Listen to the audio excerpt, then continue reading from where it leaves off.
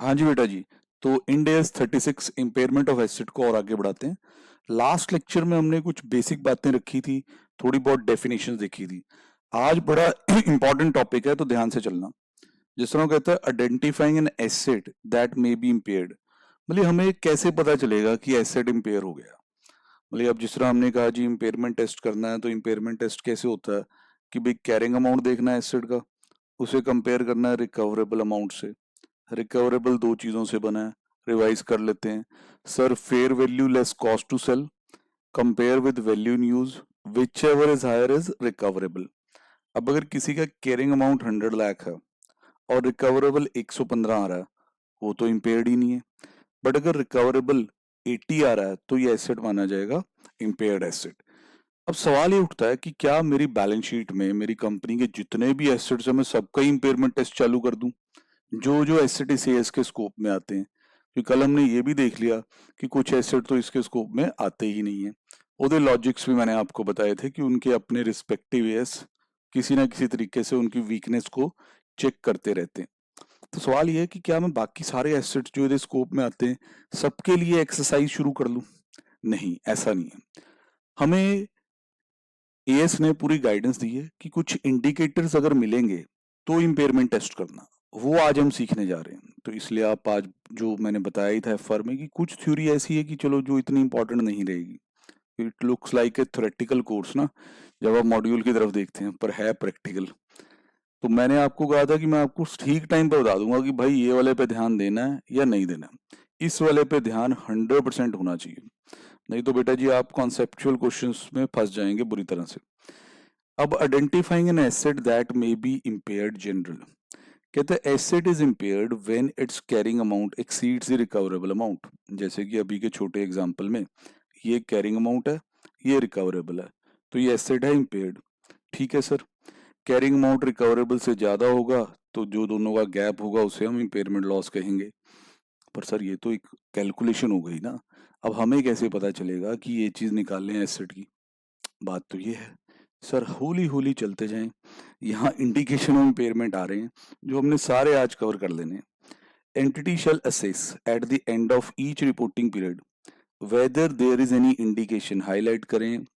अपने मॉड्यूल में हाइलाइटर का और अच्छे डिफरेंट कलर के जो पेन्स होते हैं उसका यूज जरूर करें, ताकि आपकी की लाइंस की वर्ड्स अंडरलाइन हुए हों वही आपको देखने होते हैं। Entity shall assess at the end of each reporting period whether there is any indication that the asset may be impaired, मतलब कि एंटिटी को कहा जा रहा है कि आप चेक करो eight the end of each reporting period कि क्या कोई इंडिकेशन है जो दिखाई दे रहा है कि एसेट इंपेयर हो जाएगा, कुछ ऐसा कारण है। अब वो इंडिकेटर भी इन्होंने ही स्पेसिफाई करने हैं, वेट करना।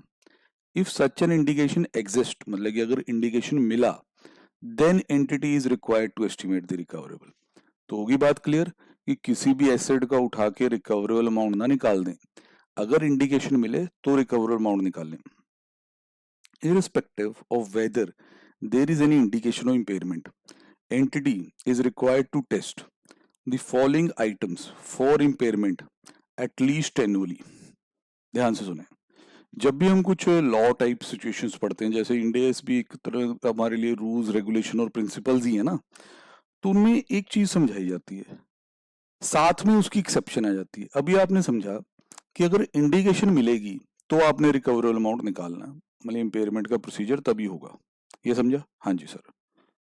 पर साथ में एक्सेप्शन आ गई, हाईलाइट कीजिएगा इसको।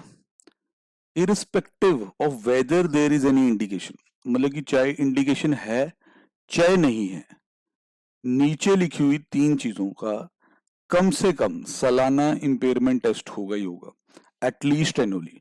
अब एटलीस्ट एनुअली इसलिए लिखा है कि आजकल जो रिपोर्टिंग पीरियड है वो बहुत छोटा है। इंटरिम फाइनेंशियल रिपोर्टिंग भी होती है ना क्वार्टरली बेसिस पे, तो आप रिपीटेटिव भी कर सकते हैं, नहीं तो साल में कम से कम एक बार तो आपको इन तीनों का करना ही करना है। दोबारा सुन लो, चाहे इंडिकेशन है चाहे नहीं है, इन तीन चीजों का इंपेयरमेंट टेस्ट साल में एक बार होगा ही होगा। कौन सी है वो तीन चीजें? आ जाओ बेटा जी। सबसे पहले intangible asset with an indefinite useful life. अगर आप इंटर से अभी जस्ट आए हैं तो ये आपके लिए एक नई क्लासिफिकेशन है, इस तरह की बातें हमने इंटर में नहीं सुनी हुई। इंटर में इंटेंजिबल का एएस आप करते थे 26, याद होगा आपको। हाँ जी सर, यही करते थे सर। पहले मैंने पहला एएस जानबूझ के इम्पेयरमेंट चुना ताकि बच्चे को कुछ नया दिखे कि मैं अभी पुराना कोई एएस उठा लूं। वैसे मैं बता दूं, इसके बाद मैं आपका पीपीई भी करवाने वाला हूँ, ठीक है। उसके बाद मैं आपका इंटेंजिबल का इंडेस भी कराऊंगा। तो एएस 26 ऐसा कोई इंटेंजिबल नहीं बोलता था, अच्छी तरह चाहे दोबारा देख लूं। ये बोल रहा है intangible asset with indefinite useful life.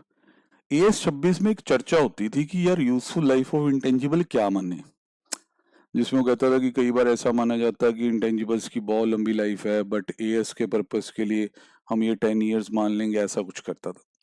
Ind AS ये मानता है कि एज इंटेंजिबल एसेट हो सकता है जिसकी इनडेफिनेट यूजफुल लाइफ हो। समझे कि नहीं? जैसे सेल्फ जनरेटेड हो सकता है और उसकी इनडेफिनेट यूजफुल लाइफ हो सकती है, और अगर रिक्वेशन क्राइटेरिया मेट हो रहा हो तो रिकॉग्नाइज भी होगा। तो पहली बात तो ये मान गए कि इंटेंजिबल्स की इनडेफिनेट लाइफ होती है। अब जब इनडेफिनेट लाइफ होती है तो उनकी मोटाइजेशन बहुत मुश्किल है। तो एज 26 में जब आप 10 साल की लाइफ लेते थे ज्यादातर, तो 10 साल में मोटाइज कर देते थे। पर एक तरफ आप कह रहे हैं कि चीज की इंटेंजिबल एसेट की इनडेफिनेट लाइफ है, तो फिर वो मोटाइजेशन तो होगी नहीं। अब वो मोटाइजेशन तो होएगी ही नहीं, क्योंकि लाइफ क्या मान लिया आपने, इनडेफिनेट अप टू इन्फिनिटी। तो भैया मोटाइजेशन ना हो, हर साल क्या होगा सर? हर साल होगा इम्पेयरमेंट टेस्ट। अगर इंटेंजिबल एसेट ये प्रूव करता जाए कि जैसे उसका कैरिंग अमाउंट 15 लाख है, हर साल उसका रिकवरेबल निकलेगा। अब अगर वो रिकवरेबल 15 से ऊपर आया, 15 और मोर देन 15 आया, तो natural there is no need for any amortization, कि वर्थ तो इंटैक्ट है। और जैसे ही रिकवरेबल आ गया मान लो 12 लाख, तो आपका आईएल मतलब कि इम्पेयरमेंट लॉस बुक हो जाएगा। तो बहुत जबरदस्त है सर। मैंने पहले ही कहा है कि एएस से concept wise Ind AS are far better. Accounting profession में एक डिस्प्यूट था, बहुत ऑथर्स थे, बहुत लोग थे, बहुत बॉडीज थी जो ये कहती थी कि इंटेंजिबल्स की, कुछ इंटेंजिबल्स की, कुछ तो मिलते ही टाइम बाउंड है। जैसे रूट परमिट्स मिले 5 ईयर्स के लिए, तो उनकी तो लाइफ 5 ईयर ही है। पर जब आप खुद क्रिएट करते हैं और फिर वो रिकॉग्नाइज हो जाते हैं, तो कई लोग कहते थे कि उनकी इंडेफिनेट लाइफ माननी चाहिए। पर पुराने ऐसा आपके अलाउ नहीं करते थे, इन्होंने अलाउ किया। अब अलाउ करने के साथ साथ मुसीबत आई कि डेप्रिसिएशन या मोटाइजेशन कैसी होगी। तो भाई उन्होंने स्ट्रिक्ट रूल बना दिया कि इस कैटेगरी के इंटेंजिबल की इम्पेयरमेंट टेस्ट हर साल करनी ही होगी, चाहे इंडिकेशन हो चाहे ना हो। समझ गए बच्चे? ध्यान रखना। दूसरी चीज जिसका रेगुलर इम्पेयरमेंट टेस्ट होना है, intangible asset not yet available for use. कुछ इंटेंजिबल एसेट्स अभी ऐसे होते हैं कि जो अभी बन रहे हैं, चल रहे हैं अभी, ठीक है ना, in the course of development जिस तरह हम कह देते हैं। क्योंकि आर वाला जो फेज होता है, रिसर्च फेज, वो तो आप ऐसे ही पीएनएल में डालते हैं। पर जो डेवलपमेंट फेज में होते हैं, अवेलेबल फॉर यूज नहीं होते हैं, वहां भी कहा गया है कि भी आप चेक करें कि जो खर्चा आपने उन पे कैपिटलाइज कर लिया है, क्या उनका रिकवरी अमाउंट इतना है। अगर लगे कि रिकवरी अमाउंट इतना नहीं है तो वो इम्पेयर हो जाएंगे। फिर कहता है जी, test the goodwill acquired in a business combination for impairment annually. Business combination वो सिचुएशंस भी कवर करेगा जिन्हें पहले आप अमलगामेशन या अब्जॉर्प्शन का नाम देते थे। याद होगा आपको, इंटर में ग्रुप 1 ग्रुप 2 दोनों में आपने ये चैप्टर काफी किया। तो आईपीसीसी में, सॉरी, क्योंकि इंटर में तो ये आपका ग्रुप 2 में ही एस्टेब्लिश कर दिया गया था, ठीक है। तो गुडविल आपने देख रखी है, अमलगामेशन के वक्त राइज होती है। एएस 14 जो उस वक्त डील करता था इसके साथ, वो तो कहता था कि 5 ईयर में आप इसे अमोर्टाइज कर दो। आपको अच्छे से याद होगा कि 5 ईयर में अमोर्टाइजेशन कही जाती थी उसकी। अब ये ऐसा कुछ 5 ईयर 10 ईयर नहीं डालते, ये कहते हैं बेटा इसकी भी आप एनुअली इम्पेयरमेंट टेस्ट करवा दो।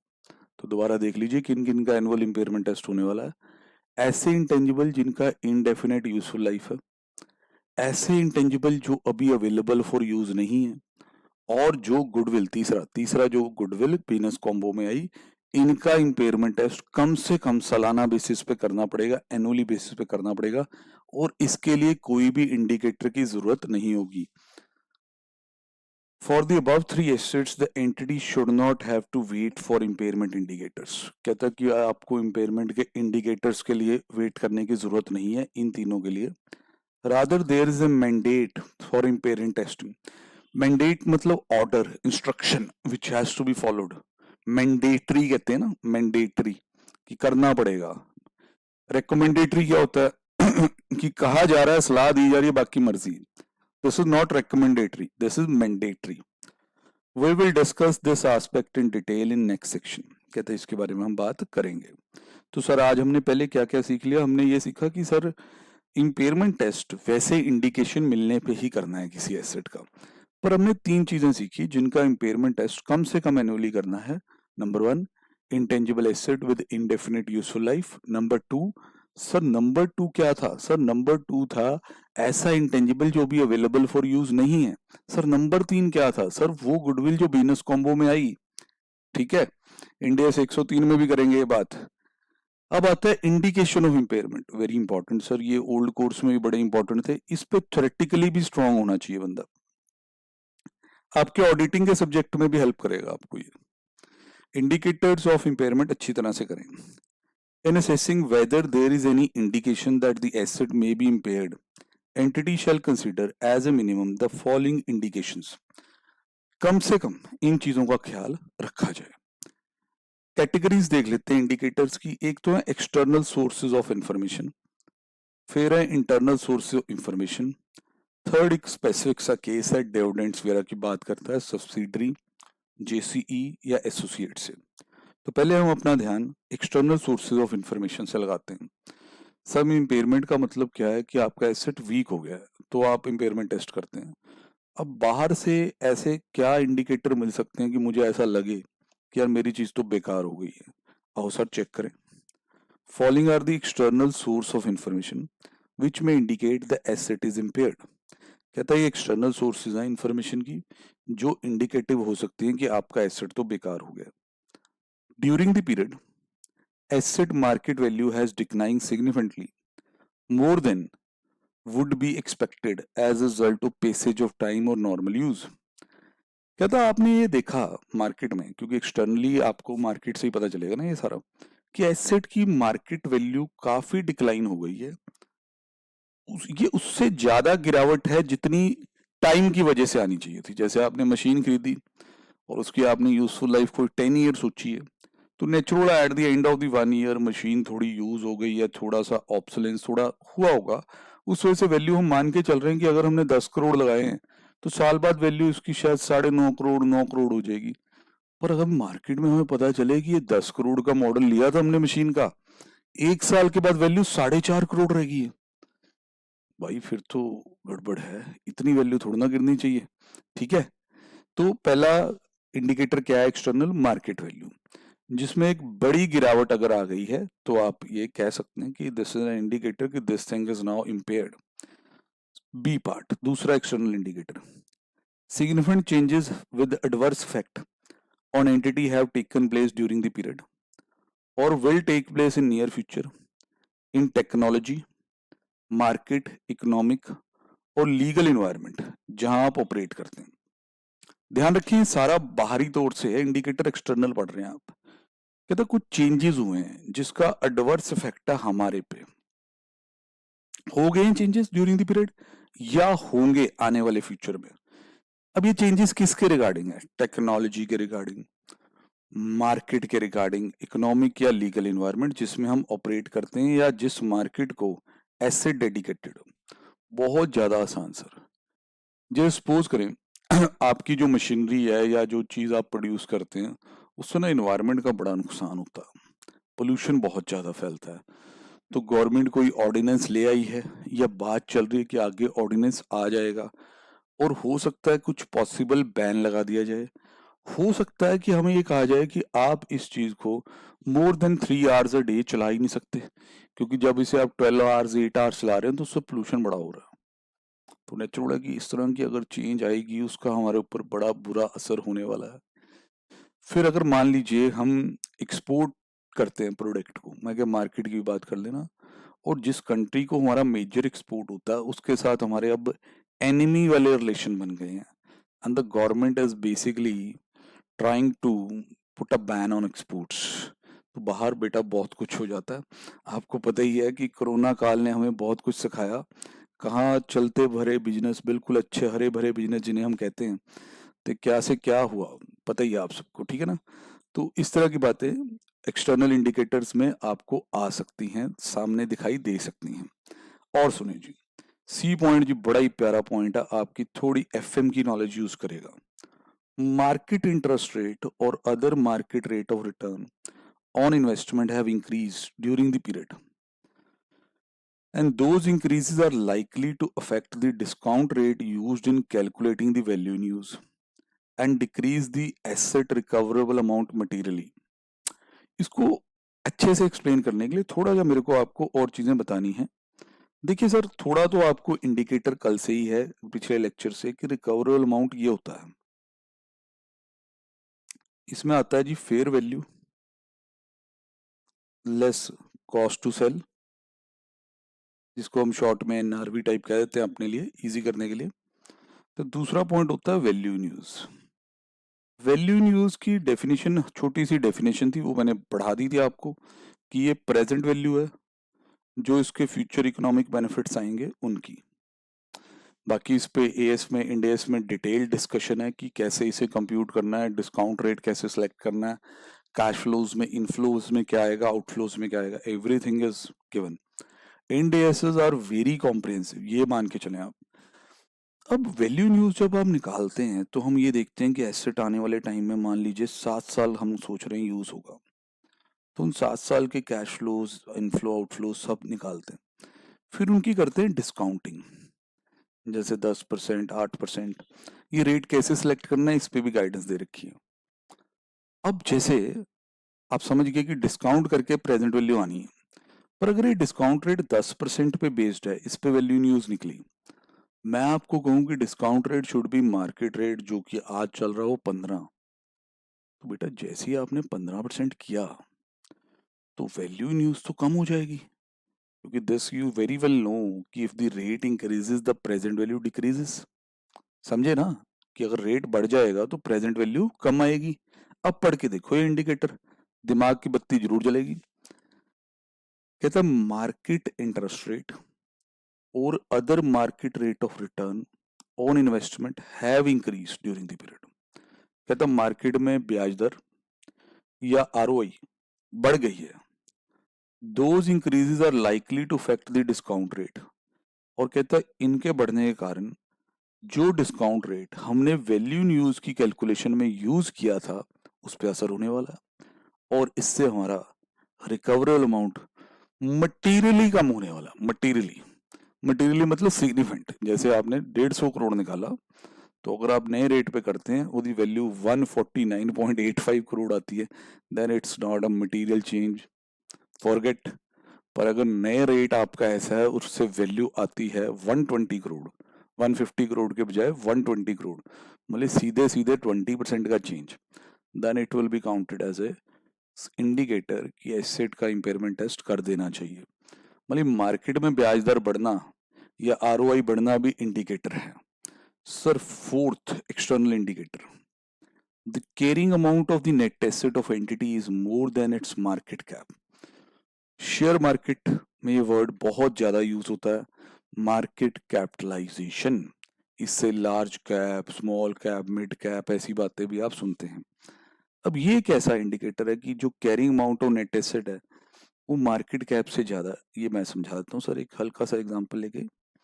जैसे एक एंटिटी है, अब उसके एसेट्स हैं 200 करोड़ के, ठीक है, छोटे छोटे एग्जांपल हैं, अमाउंट छोटे लगे तो और 2000 करोड़ लिख लो, मेरे को कोई प्रॉब्लम नहीं है, ठीक है।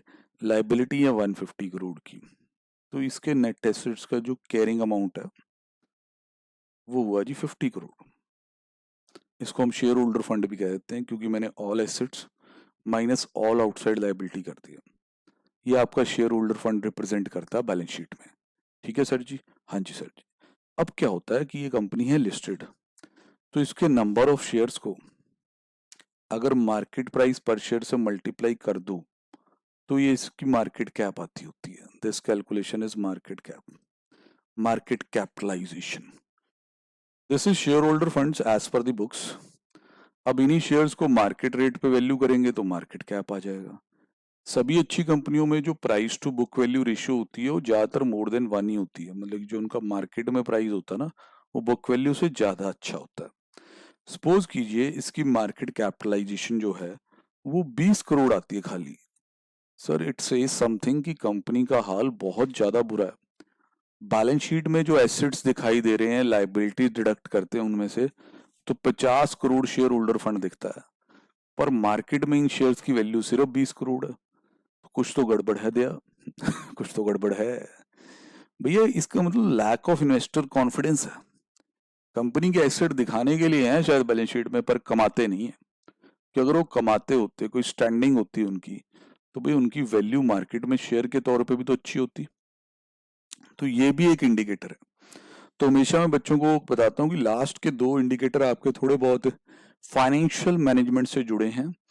पहले 2 आपके सिंपल सी बातें थी कि भाई एसेट की मार्केट वैल्यू जितनी कम होनी थी यूसेज या पैसेज ऑफ टाइम से, उससे कई ज्यादा गिर गई है। दूसरा कहता था कि सिग्निफिकेंट चेंजेस हो गए हैं बाहर के इकोनॉमिक एनवायरनमेंट में, मार्केट सिचुएशन में, टेक्नोलॉजिकली में, जिसकी आपकी एंटिटी पे बुरा असर होने वाला है। तीसरा कहता था मार्केट रेट ऑफ इंटरेस्ट जो काफी ज्यादा बढ़ गया है, जिस वजह से वैल्यू न्यूज निकालते वक्त फर्क पड़ जाएगा। ठीक है सर जी। फोर्थ क्या कहता था? फोर्थ ये कहता कि भैया देखो, तुम्हारी मार्केट जो कैपिटलाइजेशन है वो इतनी भी नहीं है जितनी तुम्हारी नेट एसेट्स हैं। तो भैया ये भी एक चिंता का विषय है। इन चारों में से कोई भी एक इंडिकेटर अगर जग जाता है, एक्सटर्नल में, ये नहीं कि चारों जगेंगे तो टेस्ट होगा, कोई भी any of this indicator is present, तो you should go for the impairment test. आपको इंपेयरमेंट टेस्ट करना होगा। समझ रहे हैं मेरी बात? अब आते हैं sir internal sources of the information पे। मतलब कि ये तो बाहर से इंडिकेटर मिले ना कि इंपेयरमेंट टेस्ट होगा।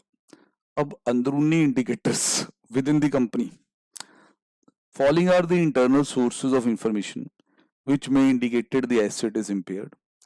Evidence is available of obsolescence, physical damage of an asset. कहते साफ दिखाई दे रहा है कि आउटडेटेड हो चुकी है चीज। जिस तरह की मशीनें आप यूज कर रहे हैं ऐसा कोई नहीं करता। या एसेट को किसी प्रकार का फिजिकल डैमेज पहुंचा, फायर, एक्सप्लोजन, अर्थक्वेक, जो भी आप लगा लें। ठीक सर। तो ए पॉइंट तो सिंपल सा ही है कि या तो एसेट बहुत पुराना हो चुका है या वो टूट फूट गया है, डैमेज हो गया है। बी पॉइंट इंटरनल इंडिकेटर में, significant changes with adverse effect or entity have taken place during the period or are expected to take place in the near future, in the extent to which or manner an asset is used or expected to be used. जैसे पढ़ने में ये अगर ध्यान से देखें, ये B point इसके जैसा ही लगता है। जैसे कहता है ना, significant changes with an adverse effect on entity have taken place or will take place in technological market environment in which entity operate. यहां तक अगर आप ध्यान से देखें, यहां तक कि आपको लगेगा सेम सही। फिर उसके बाद लिखा हुआ इन द एक्सटेंट टू विच और manner in which the asset is used और एक्सपेक्टेड टू बी यूज्ड। वहां उन्होंने टेक्नोलॉजी बदली थी, इकोनॉमिक कंडीशन बदली थी, मार्केट कंडीशन बदली थी। इसमें उन्होंने कहा कि भाई चेंजेस कुछ ऐसे हुए हैं, ये आपने किए हैं, बाहर की मार्केट ने नहीं किए, कि जिस वजह से जैसे हमने एसेट को यूज करना था या एक्सपेक्ट कर रहे थे यूज करने के लिए, वो बदल गया है, उसके बारे में हमारी सोच बदल गई है। अब कहते हैं दीज इंक्लूड, ये पढ़ के एग्जाम्पल बिल्कुल क्लियर हो जाएगा। These include asset becoming idle, plan to discontinue और restructure the operation to which an asset belong. मतलब कि किसी बिजनेस सेगमेंट को या बिजनेस ऑपरेशन को जिसको एसेट बिलोंग करता था, उसको ये हमने रीस्ट्रक्चरिंग सोच ली है, डिसकंटिन्यू करना सोच लिया, plan to dispose of the asset before previously expected date, reassessing the useful life of an asset as finite rather than indefinite. तो इसमें रीअसेसमेंट ऑफ यूजफुल लाइफ तक भी इंक्लूडेड है। सर इस प्रकार के जो चेंजेस है ना इंटरनली, ये होते रहते हैं। मैं आपको एग्जांपल देता हूँ। एग्जाम्पल थोड़े देसी दिए जाते हैं, एग्जाम्पल ऐसे नहीं दिए फलानी कंपनी थी, ये था वो था, ताकि जिससे आप क्रक्स समझ सकें कि जैसे अगर ये इंडिविजुअल हाउस होल्ड लेवल पे ऐसा हो जाता है तो कंपनियों में भी हो जाता होगा। सर जिस तरह 15-20 साल पहले जो जमाना था, उसमें आप अगर आप देखें 12-13 साल पहले भी जब आप जाते हैं तो ये चीज चल रही थी। वो हम वो डिजिटल कैमरास वगैरह लेते थे बड़े, देन वो MP3 प्लेयर्स लेने लग गए थे लोग, तो they carry mobile phone, MP3 player, camera, ये वो बड़े अच्छे अच्छे लोग खरीदते थे। अभी अभी भी खरीदते हैं, ऐसी बात नहीं, कैमरास तो बहुत हाई एंड। बट पहले एक बहुत ज्यादा डिजिटल कैमरा का रिवाज चल गया था, जब फोन का कैमरा इतना अच्छा नहीं था। आज की डेट में डिजिटल कैमरा अगर पुराना किसी घर में पड़ा भी हुआ है, सोनी का, फ्यूजी का, ये वो वेस्ट ही पड़े हैं, बंद पड़े हैं वो। MP3 प्लेयर कौन लगाता है यार, अब इसको कौन यूज करता है? क्योंकि ये सारी चीजें, जो नया एसेट आपका आया, फोन, उसने इनका मैनर ऑफ यूज ही बदल दिया। मतलब वो बहुत कम ओकेजन्स पे यूज होते हैं, यूज क्या सिर्फ ये चेक करने के लिए कई बार यूज हो जाते हैं कि अभी भी चलता है, इस तरह चीजें हो जाती हैं बेटा इंटरनली। देन उसके बाद सी पॉइंट आता है, जो अगेन अगेन एक इंटरनल इंडिकेटर है, ये हमारे फाइनेंशियल्स पे बेस्ड है।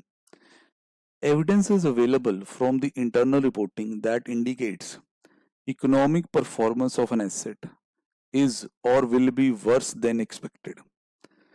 कहता इंटरनल रिपोर्टिंग से ऐसे कुछ सबूत मिल रहे हैं जो शो करते हैं कि जो इकोनॉमिक परफॉर्मेंस है एसेट की, वो जितनी सोची गई थी उससे ज्यादा खराब हो गई।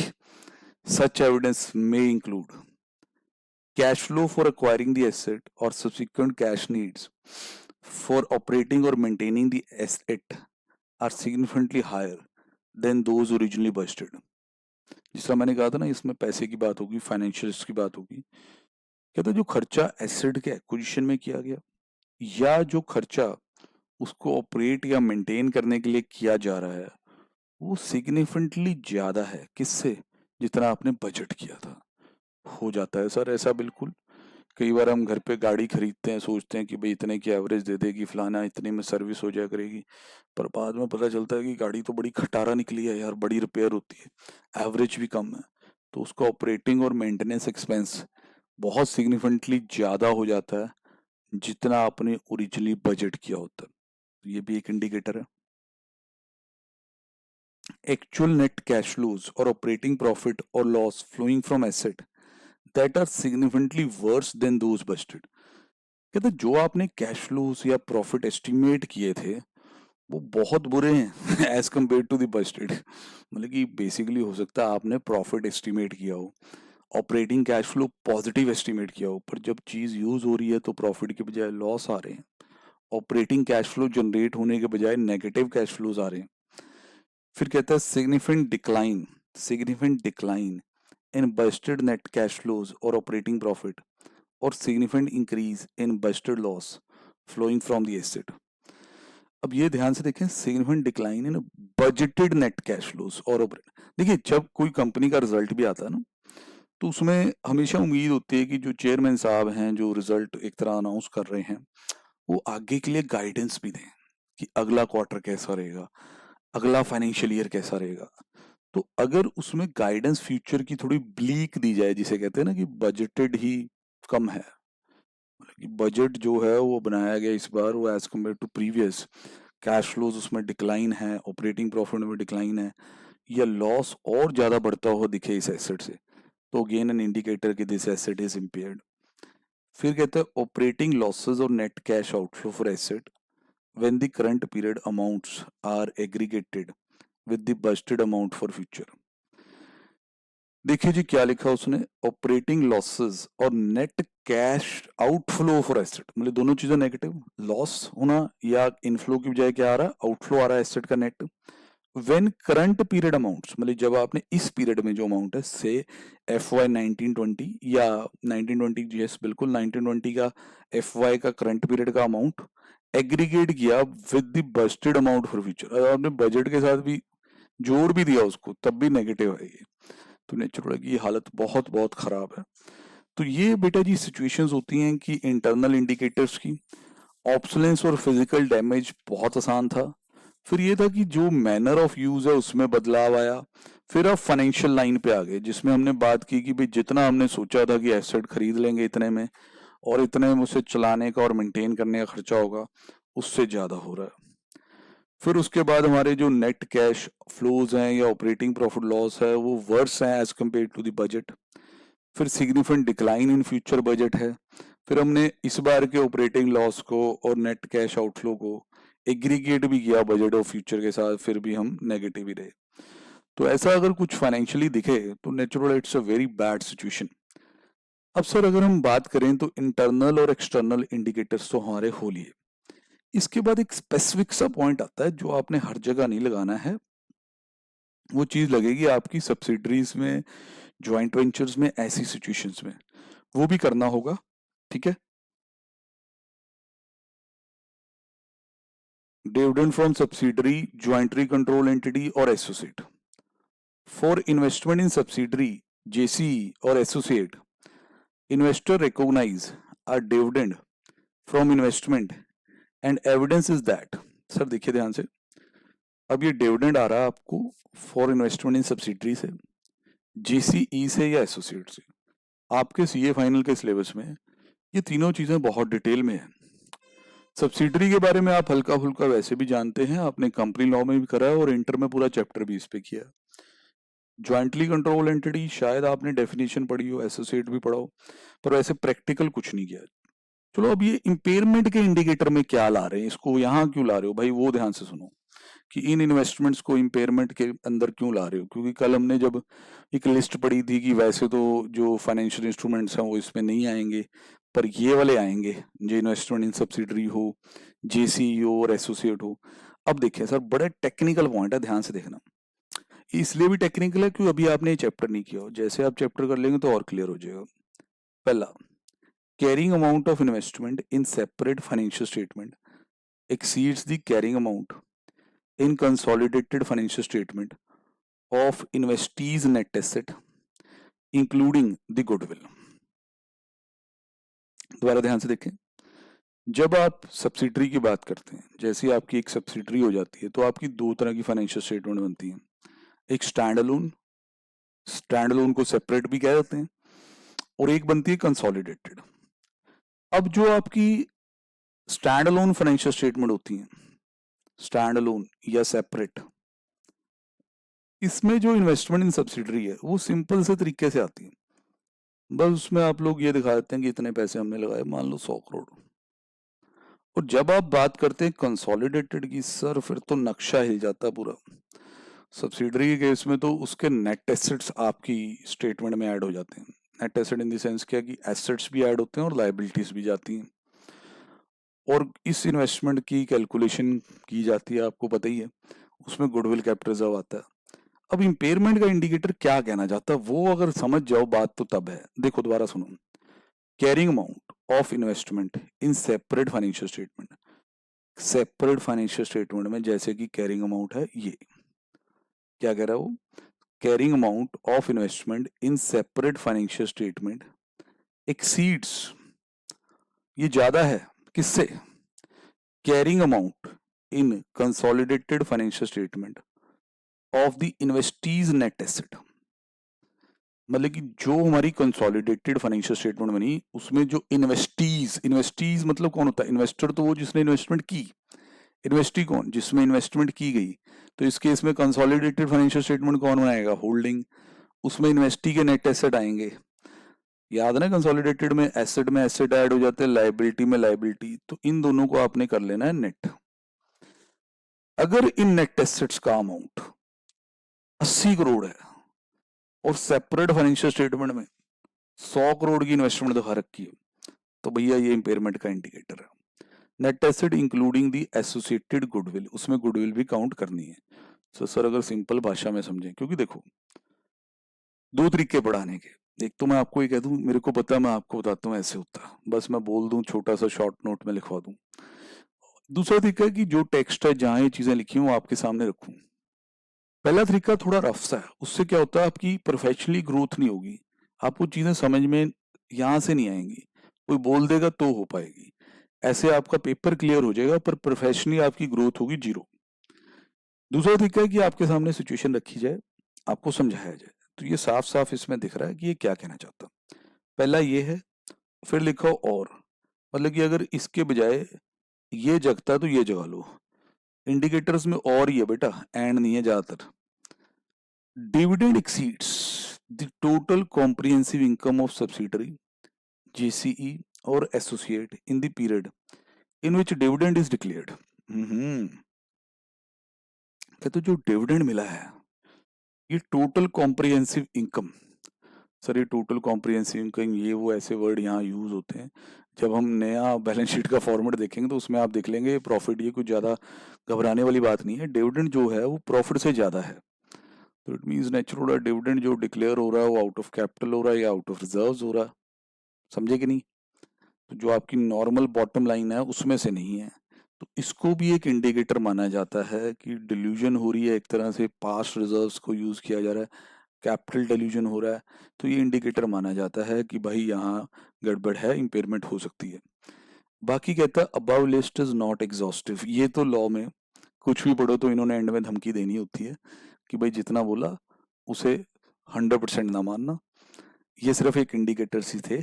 एंटिटी में identify other indicator that the asset may be impaired, and these would also require entity to determine the asset recoverable amount or in case of goodwill perform an impairment test। ठीक है जी।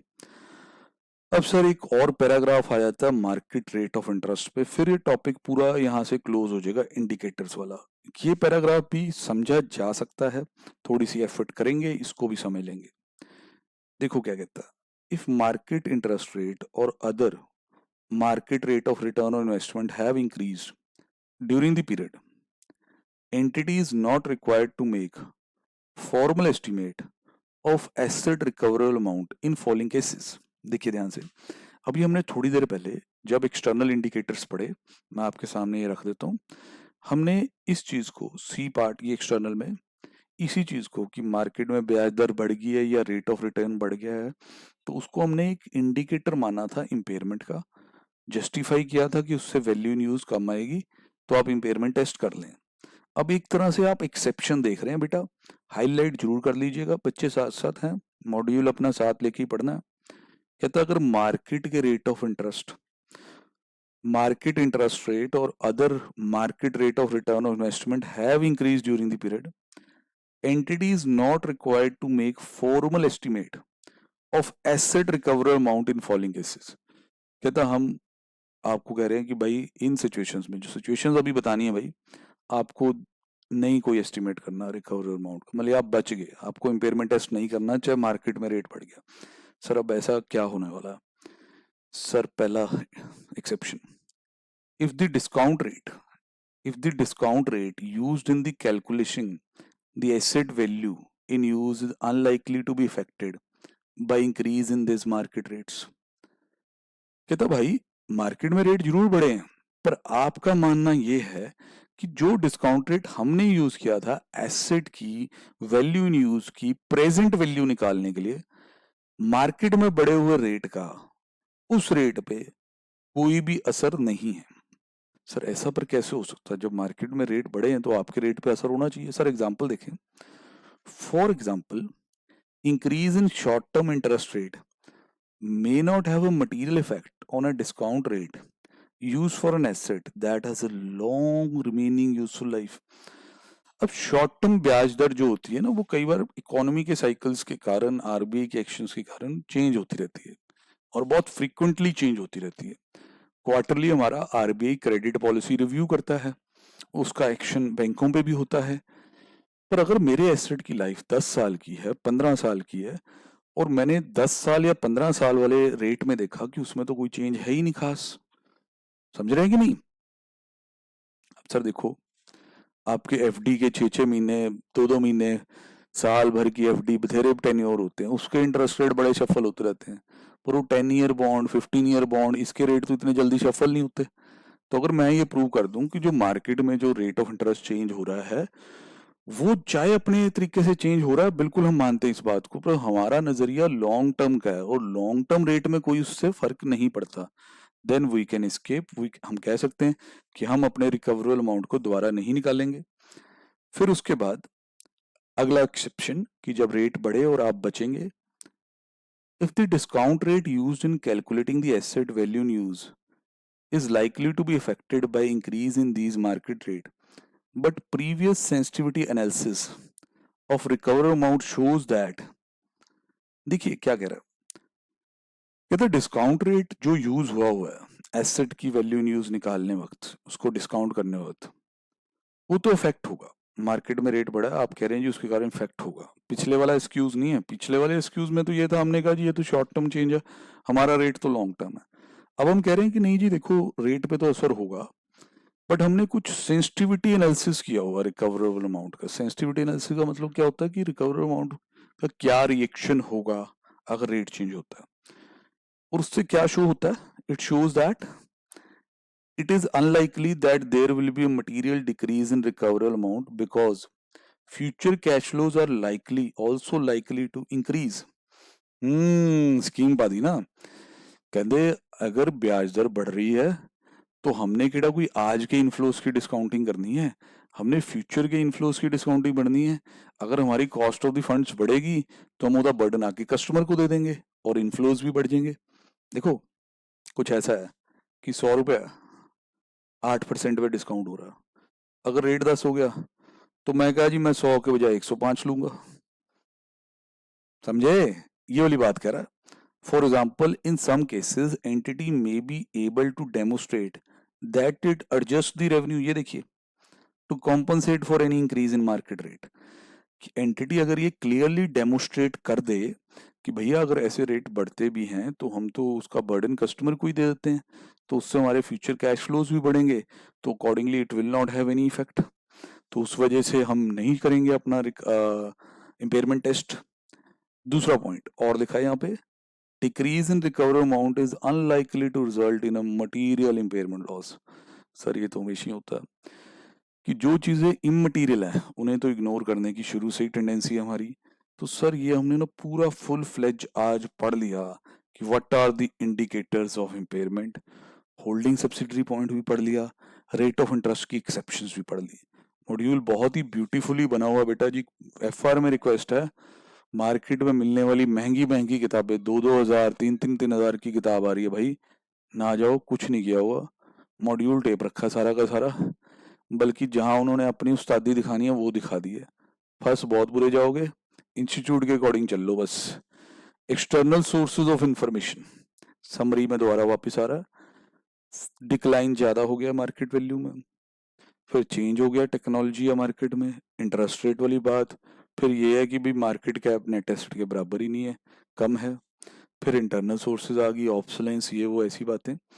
फिर ये आपने ये पढ़ा कि carrying amount separate financial statement में ज़्यादा है as compare to the net asset including goodwill, dividend ज़्यादा दे दिया as compare to the income. तो ये दो इंडिकेटर्स हो सकते हैं सब्सिडरीज वगैरह के वक्त।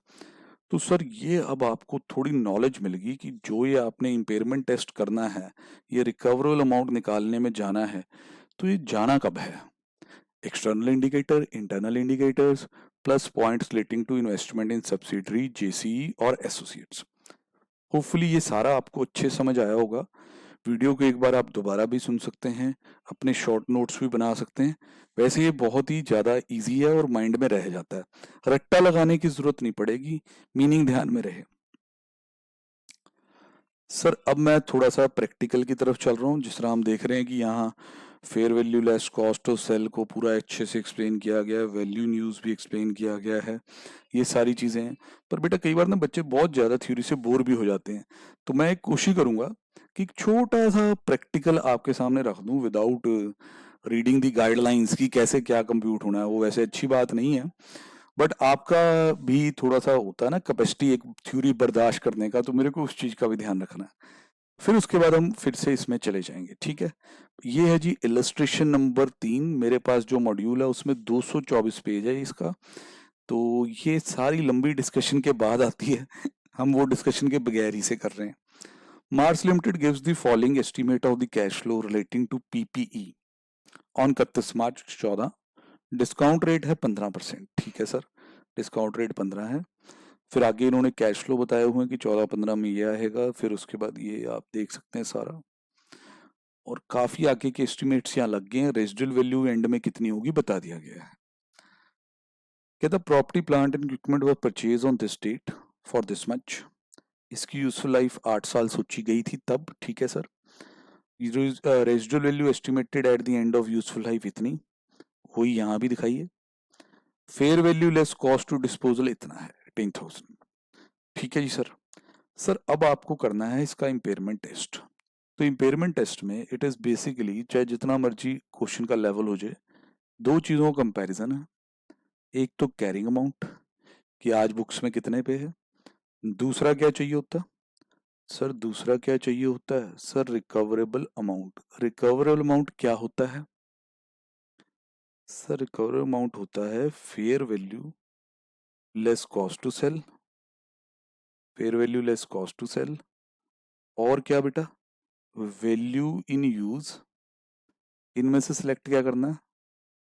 विच एवर इज हायर। ये चीज है, ये होता है आपका रिकवरी अमाउंट। तो अब ये क्वेश्चन सिर्फ इसीलिए लाया जा रहा है क्योंकि आपने इसमें टेक्निकलिटीज पढ़नी है कि हाउ टू डू दिस, ये कैसे होगा।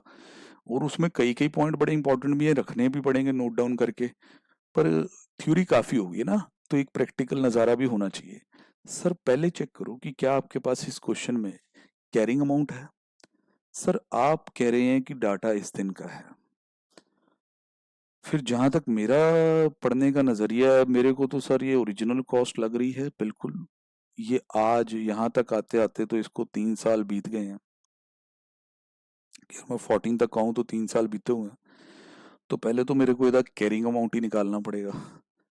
तो सर पहला जो आप कैलकुलेशन देख रहे हैं वो आप कैरिंग अमाउंट का देख रहे हैं। इसमें इन्होंने ओरिजिनल कॉस्ट रखी, उसमें से डेप्रिसिएशन माइनस की।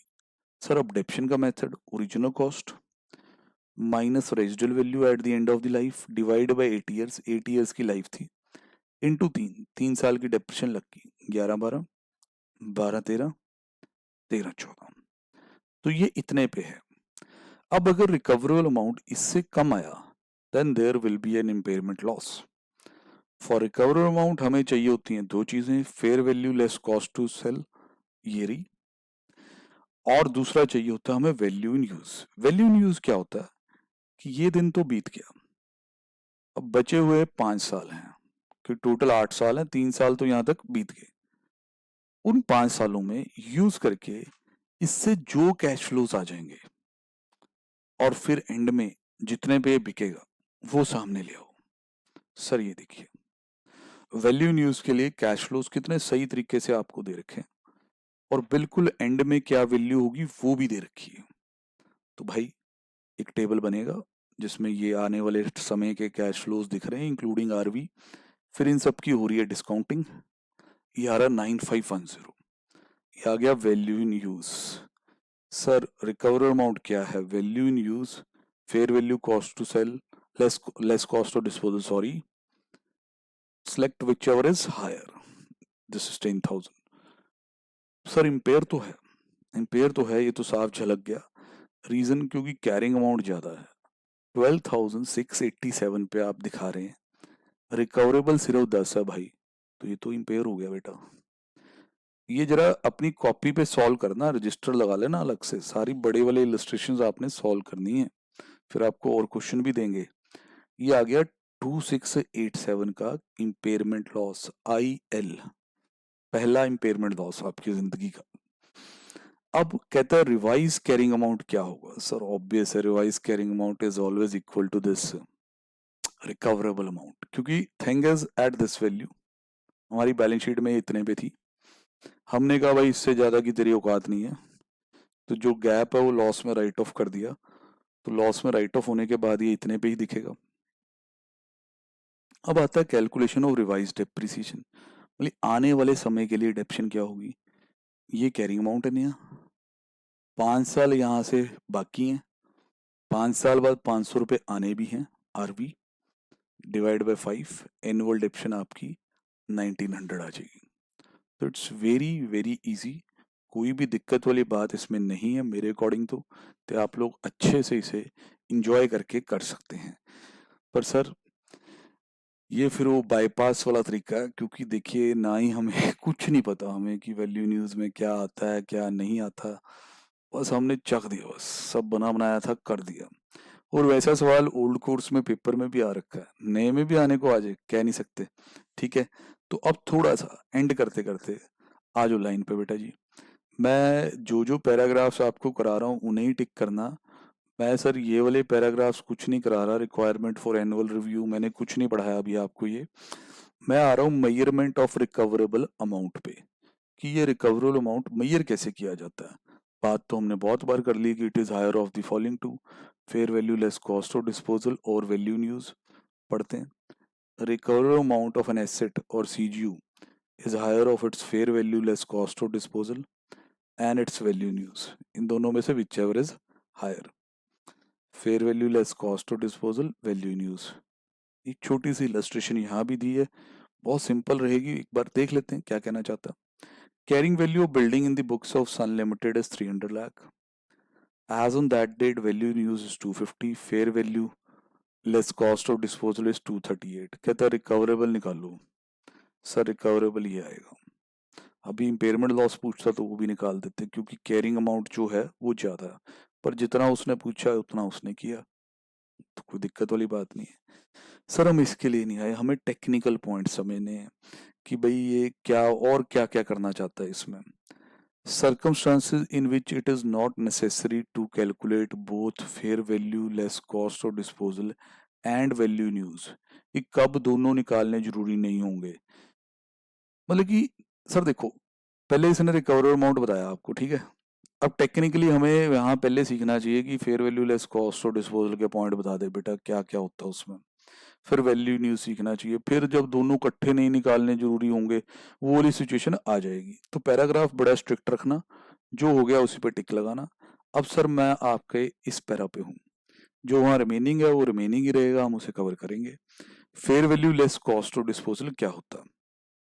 कहता है जी fair value is the price जो आपको रिसीव हो जाएगा टू सेल एन एसेट, नई डेफिनेशन याद कर लो, और टू पेड और paid to transfer a liability in an orderly transaction between the market participants. Ind S 113 fair value measurement. Cost और डिस्पोजल इंक्रीमेंटल कॉस्ट है जो डायरेक्टली एट्रीब्यूटेबल है to the disposal of asset और cash generating units. इसमें finance cost और taxes की बात नहीं होती। कॉस्ट और डिस्पोजल टू बी डिडक्टेड, अब कह रहा है कॉस्ट और डिस्पोजल को आपको डिडक्ट करना है, एग्जाम्पल देगा। Cost of disposal other than those that have been recognized as liability are deducted in measuring the fair value less cost of disposal। कहता है एग्जाम्पल क्या है ऐसी कॉस्ट के जो डिडक्ट होगी, legal cost, stamp duty, similar transaction taxes, cost of removing the asset, then उसके बाद direct incremental cost to bring asset into condition. तो ये चीजें आपको माइनस करनी है, ये कॉस्ट ऑफ डिस्पोजल होता है। हाउएवर द टर्मिनेशन बेनिफिट्स जैसे कि इंड एस 19 एम्प्लॉय वाला and cost associated with reducing और reorganising a business following the disposal of asset are not incremental cost to dispose the asset. कहता भाई अब जो एम्प्लॉय बेनिफिट कॉस्ट है termination वाले, कि अब जैसे प्लांट बंद हो रहा है तो रिटायरमेंट ग्रेचुटी ये वो सब एप्लीकेबल हो जाएंगे, कि लोग रिट्रेंच भी होंगे, अब वो कॉस्ट ऑफ डिस्पोजल में नहीं आते, तो उन चीज़ों को आपने नहीं उठाना। Steps for assessing the fair value less cost to sell. अब ये fair value less cost to sell लाएं कहाँ से, मेन तो ये कहाँ से लाएं वो तो चलो पता चल ही जाएगा। कहता पहली प्रेफरेंस है बाइंडिंग सेल एग्रीमेंट, मतलब कि अगर एक एग्रीमेंट हो ही चुका है जिसके जरिए दिख ही रहा है कि हम ये चीज़ कितने में बेच रहे हैं, तो वहां से आ जाएगी। फिर एग्रीमेंट अगर अभी नहीं है तो भाई सेकंड प्रेफरेंस क्या होगी, क्योंकि अब इम्पेयरमेंट टेस्ट में ये जरूरी थोड़ा ना है कि आप वाकई उसे बेचने ही वाले हैं। इंडिकेटर मिला, आपने इम्पेयरमेंट टेस्ट कर लिया, अब हो सकता है ये चीज तो मिले ना। सेकंड प्रेफरेंस है active market. If the current bid price not available, price of the most recent transaction. कहते देखो करंट बिड प्राइस क्या है, कितने की बोली लगाई जा रही है, कितने का दांव लगाया जा रहा है, कौन कितने में खरीदने के लिए तैयार है। अगर वो ना मिले तो रिसेंट ट्रांजेक्शन देख लो। तो सर इसके लिए फिर सबसे पहले ये भी जरूरी हो जाता है कि जो चीज आप सेल करने की, जो चीज का आप इम्पेयरमेंट लॉस कर रहे हैं उसकी एक्टिव मार्केट हो, बहुत बार ये होगी नहीं। Third preference best information at the end of reporting period. Sir management की जजमेंट लगनी है इस पे, आपने as a auditor source of judgement देखना है, बेस्ट इंफॉर्मेशन ही लगेगी। If all the above are not available, ignore fair value less cost to sell, take value in use only. Customize plant machinery है, लॉट्स ऑफ इन्वेस्टमेंट्स हैं, तो कई बार सच में ये तीनों शायद आप ना कर सकें, तो आपको वैल्यू इन यूज पे ही रहना होगा। उसके बाद जी देखो contrasting fair value and value in use. वो ये इसमें पैरा में ये समझाएगा कि जो फेयर वैल्यू और वैल्यू इन यूज होता है ना, वो एक चीज नहीं है। Fair value differ from value in use, obvious है। Fair value reflects the assumption that the market participant would use when pricing the asset. ये तो सर मार्केट में रेट है उस चीज का कि कितने में लोग खरीदेंगे। Whereas value in use क्या रिफ्लेक्ट करता है? Effect of other factors that may be specific to entity and not applicable to entity in general. क्योंकि यहाँ तो हम ये देखेंगे ना, ऑर्डर बुक क्या है, क्या इससे बनेगा, कितना इनफ्लो आएगा वैल्यू न्यूज में। For example, fair value does not reflect any of the following factor to the extent that they would not be generally available to market participants. कहते फेयर वैल्यू में ये चीजें नहीं आ पाती नॉर्मली, जैसे additional value derived from grouping of the asset. ये तो हमारे पास ही है ना, कि हमारे पास और एसेट्स भी हैं जो इसके कॉम्बिनेशन में चलते हैं।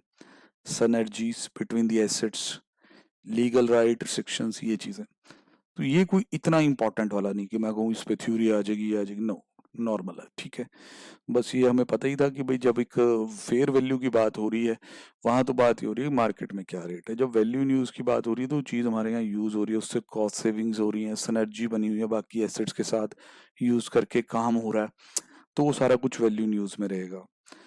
अब वैल्यू न्यूज आता है जिसमें अगर आप देख रहे हैं कि काफी लंबी डिस्कशन है, काफी, मतलब कि अगर आप एंड तक जाते हैं तो ये सब वैल्यू न्यूज ही हो रहा है सर। छोटे छोटे क्वेश्चंस भी हैं, फिर उसमें फॉरेन करेंसी कैश फ्लोज तक भी वो गया है। सर एक्चुअल में मैं आपको एक बात और बताऊं कि कई बार लोगों को लगता है कि हम बहुत डिटेल में पढ़ रहे हैं ना। जरूरी है भाई, डिटेल कुछ नहीं है ये। अगर इन डेज के टेक्स्ट में से पढ़ो, टेक्स्ट समझते हो ना, बेयर एक्ट जिसे आप कह लो, तो भैया ये और भी लंबे जाते हैं। तो ये और भी लंबे जाते हैं भाई, और टेक्निकल हो जाते हैं, एग्जांपल्स की भी कमी हो जाती है, इलस्ट्रेशंस की भी कमी हो जाती है। तो इंस्टीट्यूट ने तुम्हें छोटा करके ही दिया है पहले ही, अब उसको तुम और छोटा कर दो। ठीक है, अब इतना ज्यादा वैल्यू इन यूज में नो डाउट मुझे भी पता है कि ना ही हमने बार बार इसे पढ़ना है, ना ही रिवीजन में हमारे को बार बार पढ़ने की जरूरत है। बस हमने थोड़ा बहुत की वर्ड्स जो होंगे, जड़ी जरूरी चीजें होंगी, जरूरी लाइनें होंगी, वो अंडरलाइन करके रख लेनी है ताकि हमें आइडिया हो। थ्योरी लिखना नेचुरल नहीं आएगा। Value in use is the present value of future cash flow expected to be derived from an asset और CGU। कल जिस एंड में मैंने लास्ट लेक्चर में बताया था आपको कि CGU is the group of assets, grouping करनी पड़ती है कि ये तीन एसेट मिलके कैश फ्लो बनाते हैं। तो value in use single asset की भी निकल सकती है if it is capable, otherwise it is for CGU। कहता है primarily two decisions are involved in value in use. दो चीजें कहता है आपको देखनी पड़ती हैं, एस्टिमेट करने पड़ते हैं फ्यूचर के कैश फ्लो, और डिस्काउंट रेट क्या लगाना है ये पता करना पड़ता है। अब estimation of expected future cash flows, कैसे एस्टिमेट करेंगे फ्यूचर के कैश फ्लोज को? Following element shall reveal reflected, कहते हैं इन चीजों का असर दिखना चाहिए। An estimate of future cash flow that entity expect to drive from asset, expectation about possible variation in amount and timing of those future cash flows. जैसे हम कैपिटल बजटिंग करते थे ना इंटर में, कि गुड, नॉर्मल, फिर pessimistic conditions, उसमें इतना इतना कैश फ्लो आएगा, प्रोबेबिलिटी इतनी है। तो अगर आप अपना ये कैलकुलेशन कर रहे हैं कैश फ्लोज का, उसमें इन चीज़ों को भी फोरकास्ट करें कि फ्यूचर की कंडीशंस कैसी होंगी, उसका कैश फ्लो पे क्या असर होगा, तो ज़्यादा बेटर माना जाएगा। Time value money represented by current rate of interest, बिल्कुल जी। Price for bearing the uncertainty inherent in the asset, obvious है। Other factors such as illiquidity, market participant would reflect in pricing the cash flows। अब कैसे करें estimate?